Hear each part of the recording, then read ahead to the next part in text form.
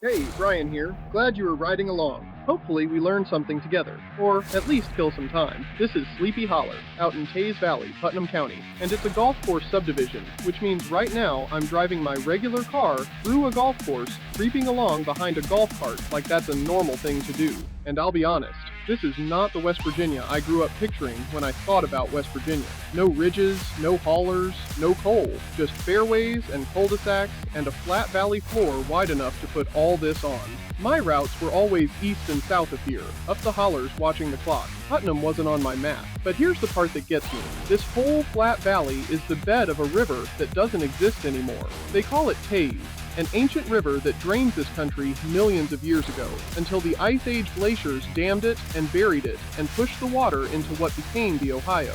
It's been gone longer than there's been anybody around to miss it. So you've got golfers in carts rolling over the ghost of a river older than the mountain's last shape, and nobody out here thinks twice about it. That's the thing about West Virginia, bud. Even the parts that don't look like West Virginia are stranger than they let on. Thank you for riding with me. We are in this together. Keep going.